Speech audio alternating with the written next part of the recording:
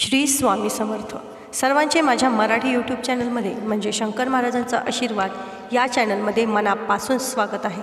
स्वामींच्या कृपेने तुमच्या सर्व चांगल्या इच्छा पूर्ण हो।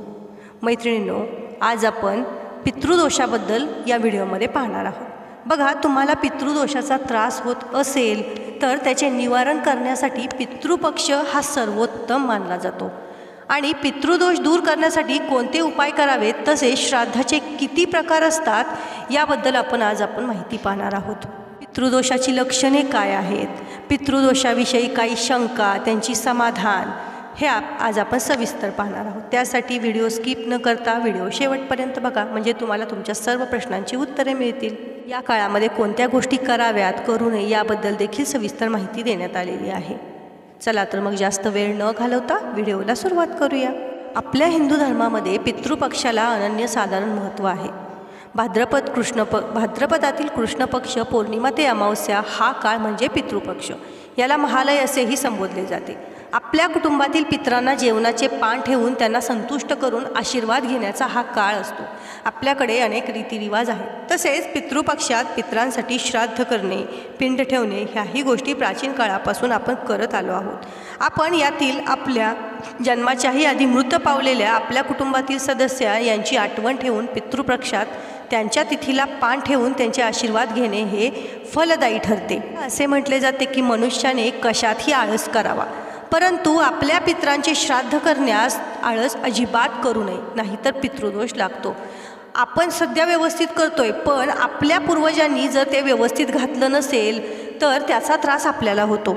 आपण जन्माला आल्यापासून आपले आई वडील तसेच कुटुंबातील इतर व्यक्ती आपले गोड कौतुक करत असतात। संस्कार करून आपल्याला एक उत्तम माणूस म्हणून घडवण्यात हातभार लावतात। आयुष्यभर आपल्या मागे खंबीरपणे उभे राहतात, आपल्यावर प्रेमाचा वर्षाव करत राहतात। यासाठी एखाद्याच्याही जाण्याने आपल्या आयुष्यातील सुखाला जणू ओहोटी लागते। त्यांनी आपल्यासाठी केलेल्या गोष्टींची कितीही काहीही केली तर परतफेड मात्र होऊ शकत नाही। शरीराने जरी ते आपल्यात नसले तरी त्यांनी केलेल्या संस्काराच्या माध्यमातून ते आपल्या अवतीभोवतीच असतात। म्हणून निदान पितृपक्षात तरी त्यांच्या तिथीला त्यांच्या आवडीचे पदार्थ करून पान ठेवून आपण ऋणातून थोडी तरी उतराई होऊ शकतो आणि म्हणूनच पितृपक्षात पान ठेवावे, म्हणजे त्यांना जेवू घालावे। आता तुम्हाला प्रश्न पडला असेल की पितृदोष हा कसा उद्भवतो।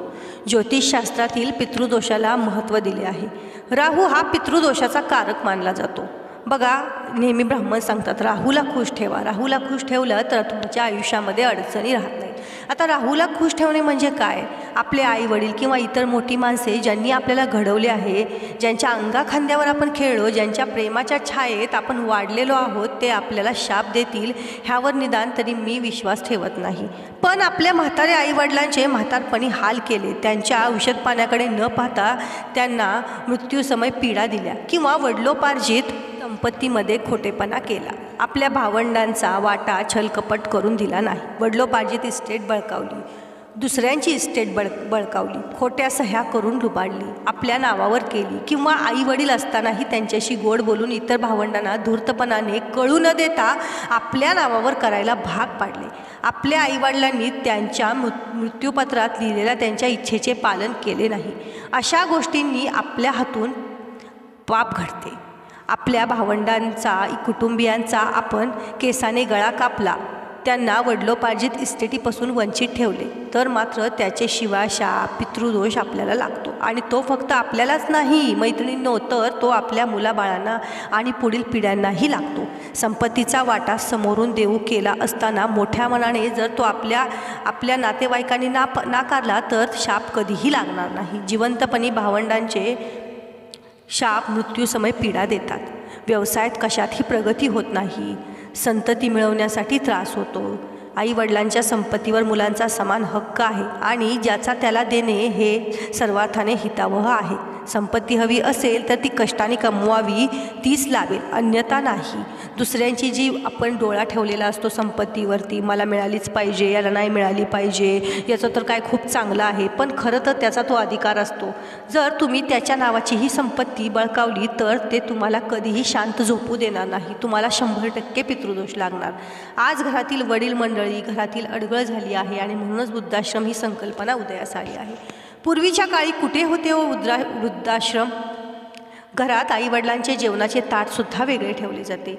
ऐकूनसुद्धा कसे तरी होते, पण आईवडिलांची संपत्ती मात्र हवी असते. आपल्या म्हाताऱ्या सासूबद्दल दुनियाभर निंदा करायची, पण तिने दिलेली चांदीच्या सोन्याच्या वस्तू दागिने मात्र जपून ठेवायचे. इतका स्वाभिमान असेल तर ते तरी कशाला घेताय तुम्ही? जर तुम्हाला तिला सांभाळायचंच नाही आहे, तुम्हाला तिच्याकडे लक्षच द्यायचं नाही, तर तिचं काहीच घेऊ नका. इतका स्वाभिमान असेल तर ते तरी तुम्ही कशाला घेताय? म्हणूनच अशा व्यक्ती गेल्यावर त्यांचे आशीर्वाद फळतील की शाप, ह्याचे उत्तर आपण स्वतःच देऊ शकतो. आईवडिलांचे करतानासुद्धा तोंडातून ब्रशसुद्धा काढू नये. दुनियाला दाखवायला आपण आपल्या आईवडिलांची सेवा करत नाही. आपण काय करतो हे 10 लोकांना सांगितले तर पुण्याऐवजी भले मोठे पापच तुमच्या पदरात पडणार आहे. तर हे अशा प्रकारे काही गोष्टी असतात मैत्रिणींनो. आता बघा, पितृदोषाची लक्षणे काय आहेत. घरात सतत कलह होणे, संपत्ती असूनही त्याचा उपभोग घेता न येणे, रात्रीची शांत झोप नसणे, घरात आर्थिक स्थिरता नसणे, घरातील मुलांचे विवाह न जमणे किंवा जमल्यास ते मोडणे आणि संसार सुख नसणे, नोकरी धंद्यावर गदा येणे, आयुष्य एकंदरीतच अस्थिर असणे, व्यवसाय स्थिरता न येणे, घरात एक प्रकारचे सतत दडपण जाणवणे, अनाठायी पैसा खर्च होणे, व्यसनाधीनता होणे, संतती सौख्य नसणे किंवा संतती जरी झाली तरी तिच्यापासून सुख नसते, घरातील सासू सासरे, दीर जाऊ आणि इतर लोकांची निंदा नालस्ती ह्या प्रकारामुळे संकटांना आयुष्यभर सामोरे जावे लागते. ही सर्व पितृदोषाची कारणे आहेत. म्हणूनच कुणाचे चांगले करता नाही आले ना मैत्रिणींनो, तर कमीत कमी वाईट तरी करू नका. कष्टाने आपली संपत्ती जमवावी आणि तीच आपल्याला आनंद आणि रात्रीची शांत झोप देईल हे लक्षात ठेवा. साधना उपासना करावी, त्याने तुमचे मन शांत होईल. आणि दुसऱ्याच्या संपत्तीवर डोळा ठेवण्यासारखे विचारही मनास येऊन देऊ नका. विचार येणे देखील वाईट आहे. जे तुम्ही कमवताय त्यात तुम्ही आनंदी राहावा, तरच त्याचा आशीर्वाद तुमच्या मुलाबाळांना मिळेल व त्यांचं पुढचं आयुष्य खूप आनंदी राहील. चांगले प्रारब्ध घडवण्यासाठी आपल्या कुटुंबियांचे मन जपा, त्यांना हवे नको ते पहा आणि त्यांचे आशीर्वाद घ्या. हे आपले आद्य कर्तव्यच आहे. घरातील वडील व्यक्ती हयात असताना त्यांचे हाल करणे, त्यांच्याकडे दुर्लक्ष करणे, त्यांच्या राहत्या घरातून हाकलून देऊन त्यांना वृद्धाश्रमाची वाट दाखवणे ही पुढील मोठ्या संकटांना आणि पितृदोषास पोषक अशी कारणे आहेत. तर हे सर्व करताना तुमचे कर्म परत उलटून तुमच्याकडे येणार आहेत, हे मात्र तुम्ही काळजी घ्या. हे सर्व करताना एक दिवस आपल्यालाही वृद्धावस्था येणार आहे, हे मात्र विसरू नका. मुले लगेच अनुकरण करतात. आपण जे आपल्या आईवडिलांसोबत केले तेच आपली मुलेही आपल्यासोबत करणार नाहीत, हे कशावरून? म्हणूनच आईवडिलांची सेवा करून तसेच त्यांच्या पश्चात त्यांचे योग्य ते क्रियाविधी करून त्यांच्या ऋणातून मुक्त व्हावे आणि आपल्या मुलांसमोर एक चांगला आदर्श घालून द्यावा. अशाने आपले प्रारब्ध चांगले होतात. आज शहरात राहणारा नोकरवर्ग घरातून लवकर निघतो. त्यांना इच्छा असूनही पान ठेवता येत नाही. एकंदरीत सूर दिसतो, पण निदान थोडा भात, त्यावर दही, मीठ घालायचे नाही असे रोज ठेवावे. आणि सर्व पितृ अमावस्येला मात्र संपूर्ण जेवणाचे पान आपल्या आवडीचा स्वयंपाक करावा. मी गेले कित्येक वर्ष पितृपक्षात रोज घरात सकाळी जे अन्न शिजवले आहे असेल ते ठेवते. मनात शांती लाभते. आपणही ते करून पहा. आपल्या पितरांचे जर आशीर्वाद घ्यायचेत की आपल्या दुष्कर्मातून त्यांचे तळतळाट घ्यायचे ते त्याने ठरवायचे. फक्त एक लक्षात असू द्या की अखेर आपल्याला शेवटी परमेश्वरासमोरच उभे राहायचे आहे आणि तेव्हा आपला सगळा लेखाजोखा समोर असणार आहे. तेव्हा कृती करताना विचारपूर्वक करा. थोडक्यात पितृदोष आपण आपल्या चुकीच्या कर्माने निर्माण करतो. कुणाचा द्वेष मत्सर करणे, एखाद्याला पाण्यात पाहणे, एखाद्याची निंदा करणे, ह्याने खरंच काही साध्य होते का हो? तर नाही. उलट आपल्या विचारांचा प्रभाव आपल्यावर होऊन आपल्यालाच आजारपण येते, मानसिक संतुलन बिघडते.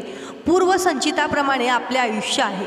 त्यामुळे उगीच दुसऱ्याची बरोबरी आणि हेवेदावे करण्यापेक्षा उपासनेच्या मार्गावर चालणे आणि आपले आयुष्य आनंदी करणे हे सर्वार्थाने चांगले. पटतंय ना तुम्हाला मैत्रिणींनो?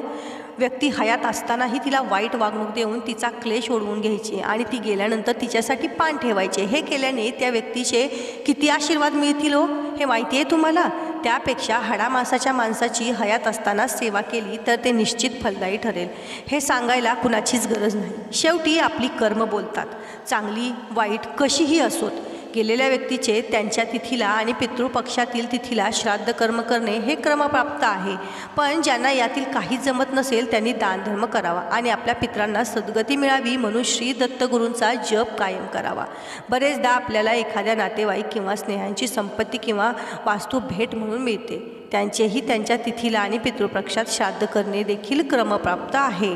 बघा, मृत्यू पश्चात शास्त्रात सांगितल्याप्रमाणे आपण 13 दिवस दुखवटा पाळतो. तसेच 10वे व 13वे सर्व क्रियाविधी करतो. त्यातील मुख्य विधी म्हणजे 10व्याच्या दिवशीच्या पिंडदानाचा. ह्या दिवशी आपण पितरांसाठी तर्पण आणि पिंडदान करतो. ह्या दिवशी पिंड ठेवल्यावर जेव्हा कावळा पिंडा शिवतो तो दिवस खरा. कावळा पिंडा शिवला म्हणजे गेलेल्या व्यक्तीची काहीही इच्छा राहिलेली नाही आणि ती शांतपणे पुढील प्रवासास गेली असाच याचा अर्थ होतो. या व्यतिरिक्त अगदी पितृपक्षात सुद्धा जेव्हा कावळा आपण ठेवलेल्या पाना शिवतो त्याबद्दल आपण म्हणूया की कावळाच काही तर पक्षीही येतात, त्यांना भूक लागते, ते अन्नग्रहण करतात, इतकंच त्याचा अर्थ आहे. खरा कावळ्याने आपल्या ठेवलेल्या पिंडी शिवणे हे 10व्या दिवशीच होते आणि तेच फक्त महत्त्वाचे आहे. शेवटी पितर आपल्याला आकाशातून सोने दागिने नाहीत देणार, ते फक्त आशीर्वादच देणार आहेत. पण त्यांच्या आशीर्वादानेच आपले आयुष्य हे सुखकर आणि समाधानकारक होणार आहे. तर मैत्रिणींनो, आजपासून जो पितृपक्ष सुरू झालेला आहे, केल्याने होत आहे रे आधी केले पाहिजे, ह्या उक्तीच धरून पितरांची क्षमा मागूया आणि पितृपक्षात त्यांच्या सेवेत राहून ऋणमुक्त होऊन आणि त्यांच्या आशीर्वादाने आपले जीवन सर्वार्थाने उजळून टाकूया, कृतकृत्य करूया. तर मैत्रिणींनो, तुम्हाला आजचा व्हिडिओ कसा वाटला, माहिती कशी वाटली हा मला कमेंटमध्ये नक्की सांगा. आणि तुम्ही माझ्या चॅनलवर अजूनही नवीन असाल, चॅनलला सबस्क्राईब केलेलं नसेल तर चॅनलला सबस्क्राईब करा. धन्यवाद. श्री